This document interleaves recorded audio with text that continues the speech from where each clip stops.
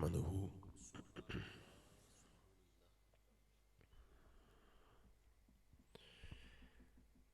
ونصلي ونسلم على سيدنا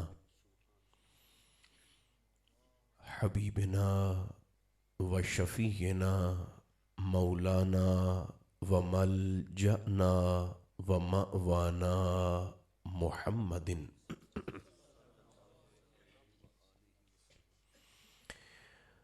رسوله النبي الكريم الأمين المكين الحنين الرؤوف الرحيم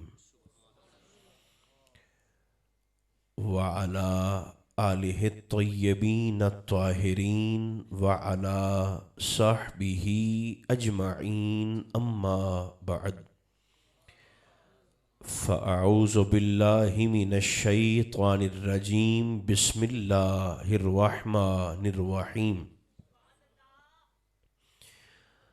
وما أرسلناك إلا رحمة للعالمين صدق الله مولانا العظيم۔ محبت اجازت دے تو سبھی احباب درود و سلام کی تلاوت فرمائیے۔ الصلاۃ والسلام علیک یا رسول اللہ، الصلاۃ والسلام علیک یا حبیب اللہ، الصلاۃ والسلام علیک یا رحمۃ للعالمین وعلى آلک واصحابک سیدی یا شفیع المذنبین۔ اللہ تبارک و تعالی جل مجدہ العظیم کی حمد و ثنا حضور نبی محترم رسول محتشم رحمت عالم صلی اللہ علیہ وآلہ وبارک وسلم کی ذات پر انوار پر بے شمار ہدیہ صلاۃ و سلام عرض کرنے کے بعد، عزیزان محترم، اللہ رب العزت کا شکر ہے جس نے ہماری گردنوں میں نسبت مصطفیٰ کا کلادہ عطا فرمایا۔ گھر والوں نے اللہ کی عطا کردہ توفیق سے یقیناً پورے خلوص کے ساتھ ذکر نور کی اس مقدس تقریب کا اہتمام فرمایا، اور بجا طور پر وہ محبت اور وہ وارفتگی اور وہ جذبات محفل میں محسوس بھی کیے گئے اور کیے جا رہے ہیں۔ رب ذوالجلال سرکار کے ذکر کی برکت سے اہتمام کرنے والے اور شرکت کرنے والے تمام دوستوں کو اجر عظیم عطا فرمائے۔ ایمانداری کی بات یہ ہے کہ میں تو یہ محسوس کرتا ہوں کہ نعت شریف جو پڑھی گئی احباب کی طرف سے، اس کے بعد سچی بات تو یہ ہے کہ میری حاضری تو ہو گئی، مگر آپ نے چونکہ ممبر پر بٹھا دیا ہے تو زیادہ دیر زحمت دینا مقصود نہیں ہے۔ صرف ایک بات آپ تک پہنچا کر میں اپنی معروضات کو سمیٹ دوں گا۔ دوران خطبہ جو آیت میں نے پڑھی ہے، محسوس یوں ہوتا ہے کہ یہ سارا مجمع اس آیت کا حافظ ہے۔ میرے ساتھ ذرا تلاوت فرمائیے گا۔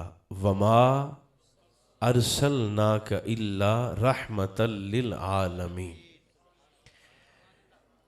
یہ تو ہم سب جانتے ہیں کہ الحمد سے لے کر والناس تک اللہ کا سارا قرآن ہی حضور کی نعت ہے، یعنی رب اپنے محبوب کی نعت پڑھتا گیا ہے، قرآن بنتا گیا ہے۔ بلکہ حضرت عبداللہ ابن مبارک رضی اللہ تعالی عنہ کا فرمان آج بھی کتب احادیث میں موجود ہے ابن مبارک فرمایا کرتے تھے لوگو تم قرآن مقدس کی کسی بھی آیت کی تلاوت کرو، اس آیت میں تمہیں نعت مصطفیٰ نہ دکھاؤں، مجھے محمد کا غلام نہ کہنا صلی اللہ علیہ وسلم۔ مگر یہ آیت بڑی منفرد ہے۔ ترجمہ دیکھیے گا، محبوب ہم نے، جزاک اللہ، ہم نے تو آپ کو تمام عالمین کے لیے رحمت بنا کر بھیجا ہے۔ پہلی بات، عام لوگوں کے نزدیک عالم دو ہیں، ایک دنیا، ایک عقبہ آخرت۔ اہل علم کے نزدیک عالم 18,000 ہے۔ حضرت سلطان باہو کا شعر بھی ہے، 18,000 عالم جو ہا تا اگے حسین دے مردے ہو۔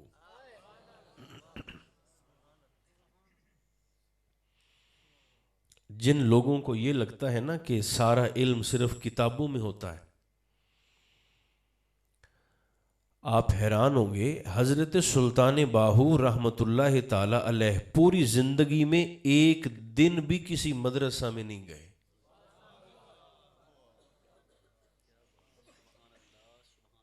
کسی استاذ کے سامنے بیٹھ کر زانو تلمس طے نہیں فرمائے، یعنی جو علم حاصل کرنے کے رسمی اور متداول طریقے تھے ان کے مطابق کسبی طور پر علم حاصل نہیں فرمایا، مگر وہبی طور پر، عطائی طور پر اللہ نے ایسی روشن ضمیری عطا فرمائی کہ سلطان العابدین نہیں، سلطان العارفین بنا دیا ہے۔ عابد اور ہوتا ہے، عارف اور ہوتا ہے۔ عابد اور عارف کا فرق یوں بھی سمجھا جا سکتا ہے، آپ نے بشر حافی کا نام سنا ہوگا۔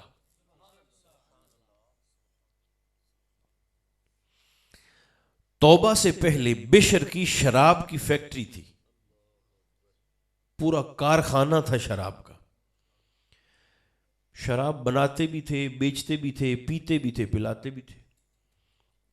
بشر ایک دن شراب کے نشے میں دھت بغداد کی گلی میں جا رہے ہیں، زمین پر نظر پڑی تو کاغذ کا ٹکڑا پڑا تھا، اسے اٹھا کر دیکھا تو کاغذ پر بسم اللہ الرحمن الرحیم لکھا ہوا تھا۔ تھے تو نشے میں، مگر جب نظر پڑی تو اسے اٹھایا کہ میرے رب کا نام اور زمین پہ پڑا ہے، جلدی سے جھاڑا، چوما، گھر لائے اور خوشبو لگا کے بلند جگہ پہ رکھ دیا۔ بے نیاز تھا، اسی ادا پر پیار آ گیا۔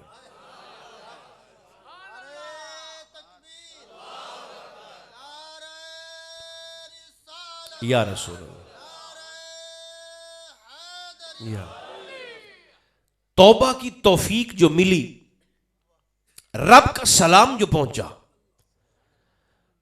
تو پیروں میں پھر جوتا ساری زندگی نہیں پہنا۔ روحانی مقام اتنا کہ بغداد کے جانوروں کو گلیوں میں گوبر اور پیشاب کرنے کی اجازت نہیں تھی، کہیں میرے بشر کے پیر پلید نہ ہو جائے۔ عابد اور عارف کا فرق بتا رہا ہوں۔ یہ بشر ایک مرتبہ مدینہ منورہ میں حاضری کے لیے گئے، اپنی موج میں ننگے پاؤں چل رہے ہیں کہ امام احمد بن حنبل جیسی شخصیت، اہل و سنت کے چوتھے بڑے امام، آج بھی حضور کی امت کا 15% حصہ حنبلی ہے، سینکڑوں نہیں، ہزاروں فقہا کے استاذ امام احمد بن حنبل، بشر آگے آگے چل رہے ہیں، اور مدینہ کے لوگ دیکھتے ہیں کہ امام احمد بن حنبل جیسا عالم اور مجتہد ہاتھ باندھ کے بشر کے پیچھے پیچھے چلتا ہے۔ لوگوں نے سوال کیا، حضور یہ تو ملنگ سا بندہ ہے، درویش سا بندہ ہے، فقیر سا آدمی ہے، آپ اتنی بڑی علمی اور روحانی شخصیت بشر کے پیچھے اتنے ادب سے ہاتھ باندھ کے اس طرح کیوں چلتے ہیں؟ تو آپ نے فرمایا میں بشر کے پیچھے ادب سے اس لیے چلتا ہوں کہ میں جس اللہ کو مانتا ہوں بشر اس اللہ کو جانتا ہے.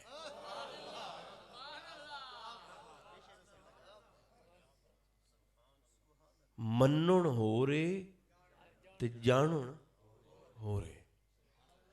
فرمایا میں جس اللہ کو مانتا ہوں بشر اس اللہ کو جانتا ہے. دیکھیں ایسی محافل کے انعقاد کا مقصد بھی یہ ہوتا ہے کہ ہم لوگوں کو اپنی اوقات کا پتہ بھی چل جائے اور رسول خدا کی ذات کا پتہ بھی چل جائے.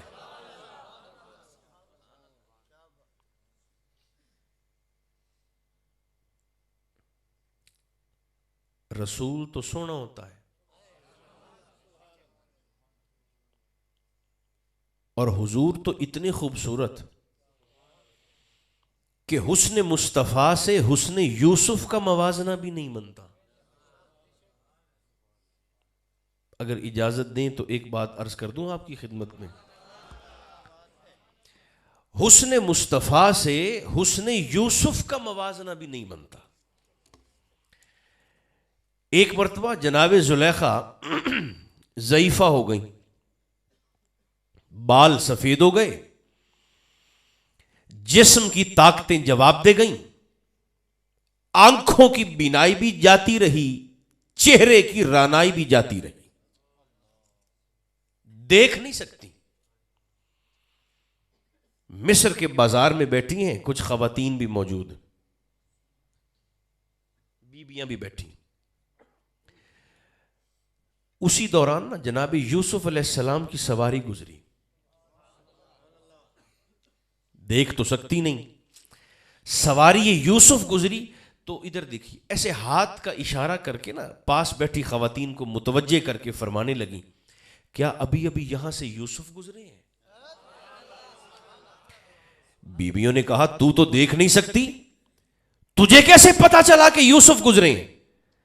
تو زلیخا کہنے لگی مجھے ابھی ابھی محبت کی خوشبو آئی ہے.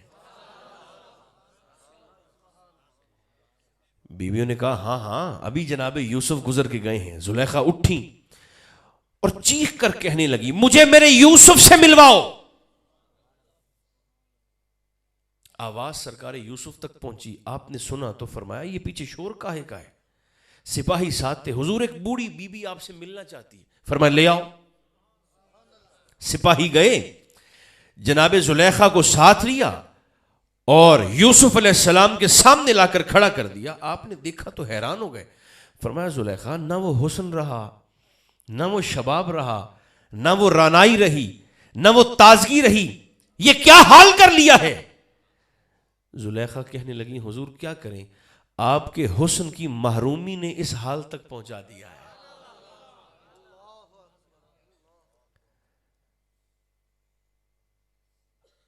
آپ کے حسن کی، آپ جو نہیں ملے، آپ کے حسن کی محرومی نے اس حال تک پہنچا دیا ہے. یوسف زیر لب مسکرا کے فرمانے لگے پھر ابھی تو نے میرے نبی کا حسن نہیں دیکھا. حیران ہو گئی، کہنے لگی آپ سے بڑھ کر بھی کائنات میں کوئی حسین ہوگا؟ فرمایا انہی کے حسن کو تو اللہ نے صدقہ بنا کر یوسف کی جھولی میں ڈالا ہے. آپ کی زبان سے حسن مصطفیٰ کا ذکر سن کر زلیخا کے دل میں نبی آخر الزمان کے حسن کے متعلق پیار جو پیدا ہوا، اس سے پہلے کہ یوسف کچھ فرماتے جبریل حاضر خدمت ہوئے. حضور اللہ فرماتا ہے زلیخا کے دل میں میرے محبوب کے حسن کے متعلق پیار پیدا ہوا، مشیت فیصلہ کر چکی ہے، آپ اپنے ہاتھوں کو اٹھائیے تاکہ رب زلیخا کا شباب زلیخا کو واپس لوٹا دے. حکم خدا تھا، آپ نے ہاتھوں کو اٹھایا، ابھی ہاتھ چہرے پہ پھر کے نیچے نہیں آئے کہ زلیخا کا شباب ڈوبے ہوئے آفتاب کی مانند واپس پلٹ آیا. فرق دیکھیے گا. ایک جملہ کہنے لگا ہوں، حسن یوسف وہ جس سے محرومی زلیخا کو بڑھاپے تک پہنچا دے. پھر کہتا ہوں جو سمجھنے والے احباب تشریف فرمائیں. حسن یوسف وہ جس سے محرومی زلیخا کو بڑھاپے تک پہنچا دے، اور حسن مصطفیٰ وہ جس سے ایک لمحے کا پیار زلیخا کا شباب اس کو واپس لوٹا دے.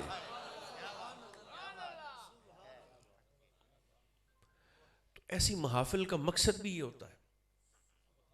اب اس بحث سے نکل جائیں کہ یہ سنت ہے یا بدعت ہے، یا کرنا چاہیے یا نہیں کرنا چاہیے، یا جائز ہے یا ناجائز ہے. ایک بات یاد رکھیے گا، میلاد سنت اور بدعت کا مسئلہ ہے ہی نہیں، یہ مسئلہ ہی محبت اور بغض کا ہے. بس میں جلدی سے بات کو سمیٹنے کی طرف آ رہا ہوں. یہ سنت اور بدعت کا معاملہ ہی نہیں ہے، ورنہ محراب سنت نہیں ہے، مسجد میں ہے. مینار سنت نہیں ہے، مسجد میں ہے. قالین سنت نہیں ہے، بلکہ قالین کے متعلق تو میرے اور آپ کے محبوب کی حدیث پاک ہے مجمع الزوائد میں.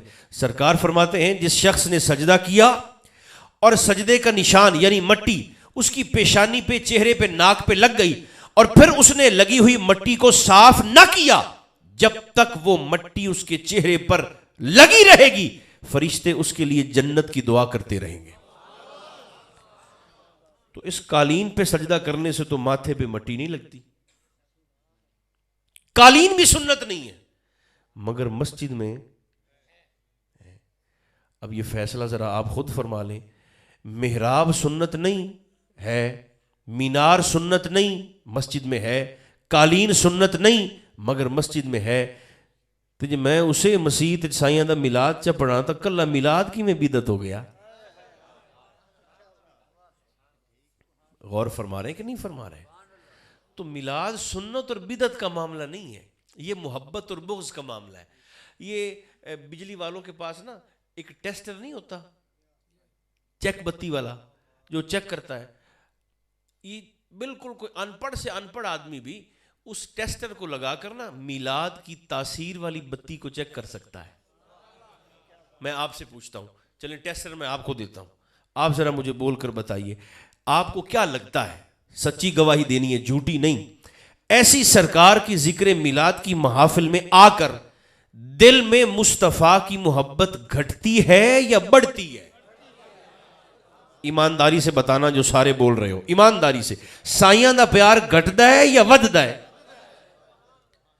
یہ وددا ہے. تو پھر جس کام کرنے سے دلوں میں سرکار کی محبت بڑھتی ہو اس کام سے لوگوں کو تکلیف کس بات کی ہے؟ سرکار پیڑا اور تے پھکیاں اور، ایسا تو نہ کریں. تکلیف آپ کو عظمت رسول سے ہے اور توپوں کا رخ آپ نے میلاد کی طرف کر لیا ہے. نہیں، یہ تو ہوتے رہیں گے،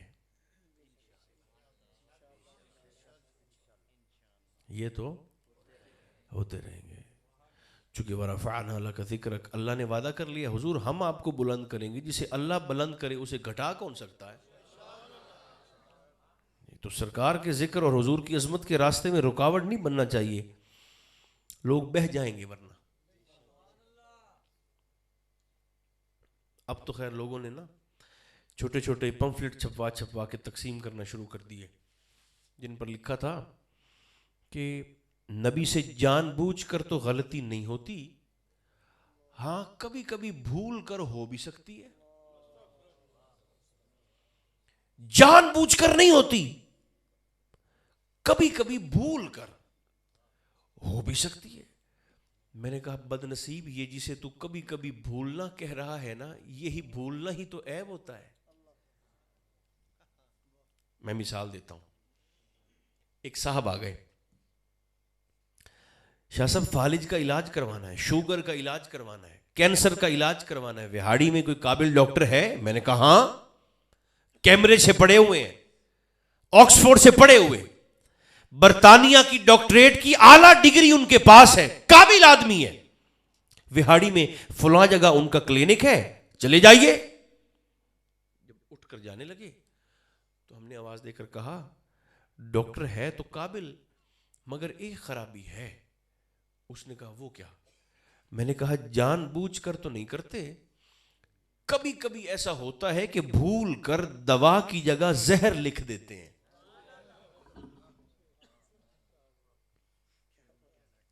چلتے ہوئے قدم رک گئے. اس نے کہا میں تو نہیں جانتا.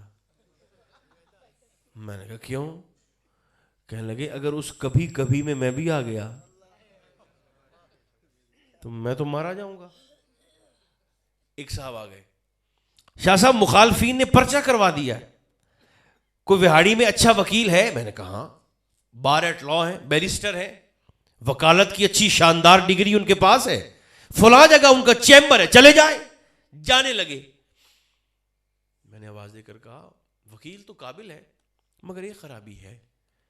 کہنے لگے وہ کیا؟ میں نے کہا جان بوجھ کر تو نہیں کرتے. کبھی کبھی ایسا ہوتا ہے کہ بھول کر جج صاحب کے سامنے مدعی کا ساتھ چھوڑ کے ملزم کا ساتھ دینے لگ جاتے ہیں.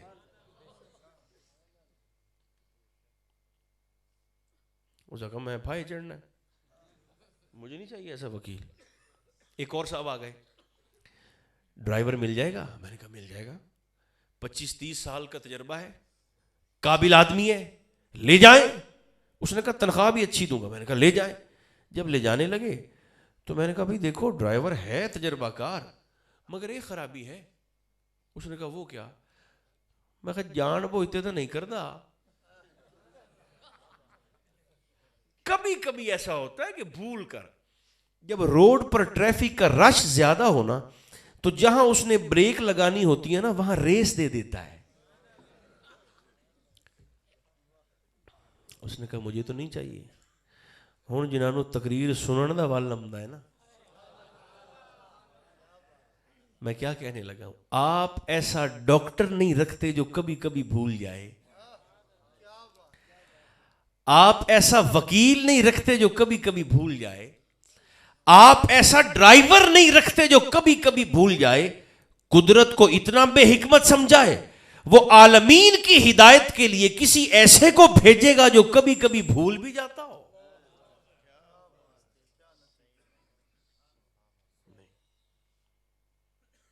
ایمانداری سے بتانا, جس مصطفیٰ کا نور زلیخا کا شباب لوٹا سکتا ہے وہ ہماری قبروں کو منور نہیں فرما سکتے.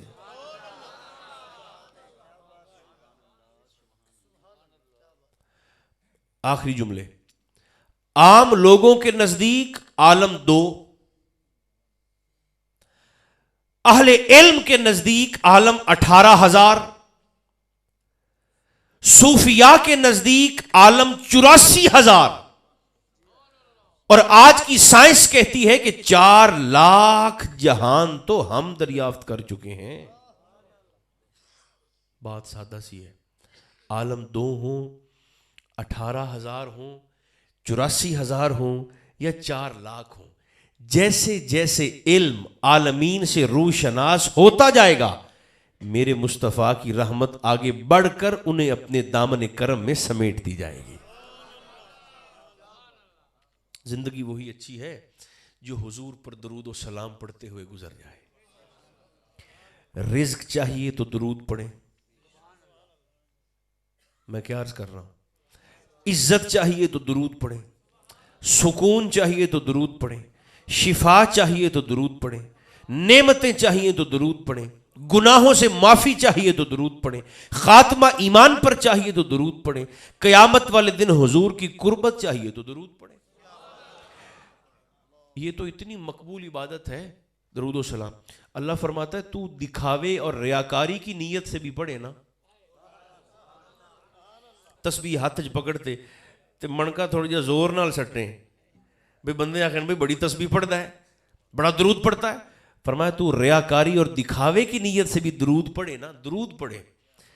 تو فرمایا تیری گندی نیت کو نہیں دیکھوں گا, تیری زبان پر آنے والی محبوب کے لیے رحمت کی دعا دیکھ کر قبول فرما لوں گا.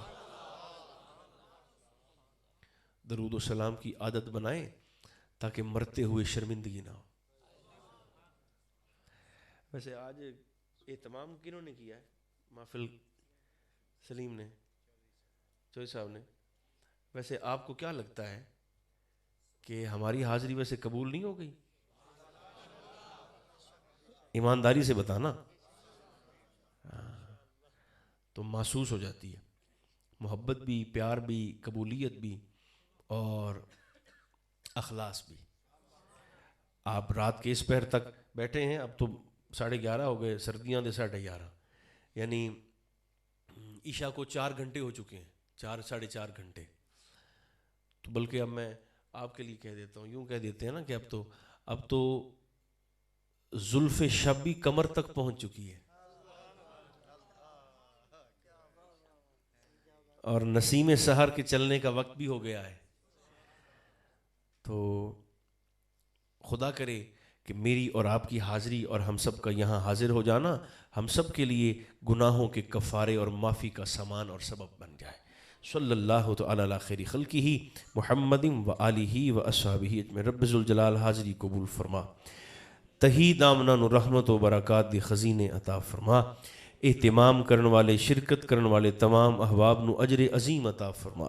سرکار دے ذکر خیر دا صدقہ جو بیمار ان شفا عطا فرما، جو بے اولاد ان صاحب اولاد بنا، جو پریشان حال ان مشکلات آسان فرما، جو تنگ دست ان خزانے غیب تو مدد فرما. مدینہ منورہ نصیب فرما، بیت اللہ شریف دی حاضری نصیب فرما. ایس دعا تے خاص طور تے آمین فرماؤ. اللہ پاکستان دی خیر فرما، امت مصطفیٰ دی خیر فرما، عالم اسلام دی خیر فرما، عالم انسانیت دی خیر فرما. ساڑیاں خطاواں معاف فرما، ساڑا خاتمہ ایمان تے فرما. رب اغفر وارحم وانت خیر الراحمین. تقبل منا انک انت السمیع العلیم، تب علینا انک انت التواب الرحیم. صلی اللہ تعالی علی خیر خلقہ محمد و آلہ و اصحابہ اجمعین.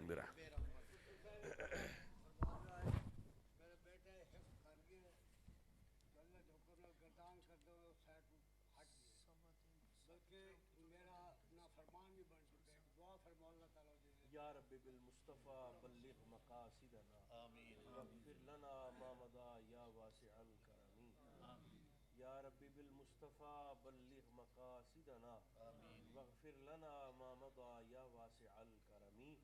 صلی اللہ تعالی علی خیر خلقہ محمد و آلہ و اصحابہ.